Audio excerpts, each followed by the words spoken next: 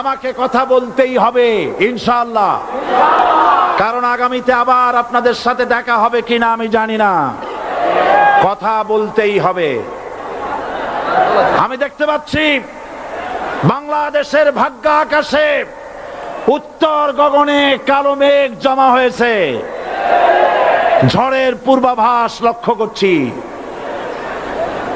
যদি মোকাবেলা করতে না পারেন সক্ষম ভাবে, এমন অন্ধকার গাঢ় কালো অমাবস্যার রাত আসতে পারে যার সুবে সাদে খাওয়া অসম্ভব।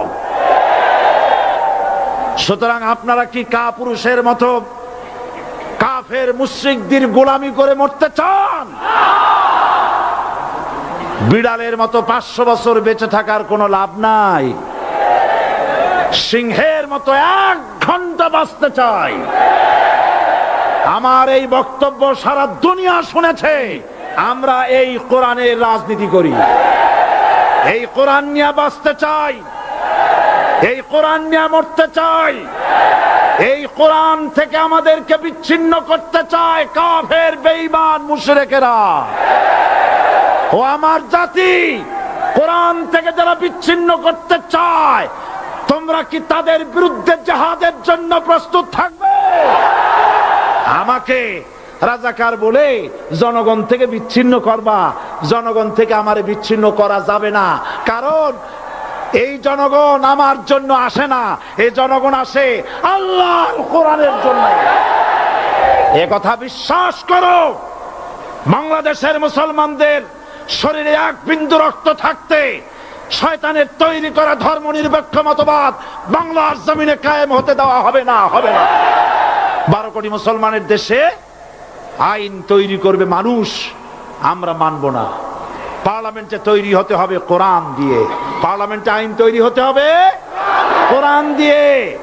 সুতরাং ভয় যতই পান আর যতই ষড়যন্ত্র করেন, 4 দল যখন একত্রিত হয়েছে, ঐক্যবদ্ধ থাকবে, সরকার ঐক্যবদ্ধভাবে গঠন হবে, নির্বাচন ঐক্যবদ্ধভাবে হবে এবং কোরআন হবে, আল কোরআনের পার্লামেন্ট হবে বাংলাদেশে।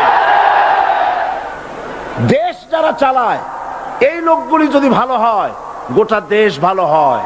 আর সমস্ত মানুষটা যদি, রাষ্ট্র যিনি পরিচালনা করেন, এই লোকগুলি যদি খারাপ হয়, গোটা দেশ খারাপ হতে বাধ্য।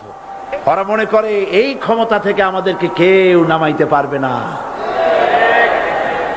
স্বৈরাচারীরা তার পতনের সমস্ত ছিদ্র বন্ধ করে, কিন্তু একটা ছিদ্র বন্ধ করতে পারে না।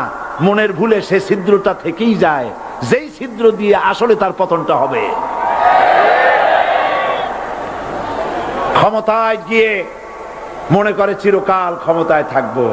ক্ষমতায় যারা থাকে, ক্ষমতার মোহে চতুর্দিকে অন্ধকার দেখে, মনে করে আমার পতন আর হবে না। সুতরাং এই উপরে তোমার চাকা উপরে এখন আছে বলে, তোমার দলের চাকা উপরে আছে বলে যারা মানুষের উপরে জুলুম করছো, আলেমদেরকে ধরতেছো, মুসল্লিদেরকে ধরে ধরে জেলে ঢুকাচ্ছ, সময় আসবে এমন ইন্দুরের গর্ত অপমানা পালাবার জন্য। তাড়াহুড়ো করো না, অপেক্ষা করো, ধৈর্য ধরো, মার খাও, জেলে যাও, শহীদ হও, আল্লাহর রাজ কায়েম হবেই হবে। যারা ইসলামী শাসন চান, আল্লাহর দ্বীনকে বিজয়ী দেখতে চান, তাদেরকে অসংখ্য মানুষকে পোড়াইটের মতো জেলখানায় পুড়ে পুড়ে মরতে হবে, অসংখ্য মানুষকে ফাঁসির কাস্টে ঝুলতে হবে, গায়ের রক্ত দিতে হবে, শহীদ হতে হবে, তারপরে ইসলামের ইমারতটা কায়েম হয়ে যাবে।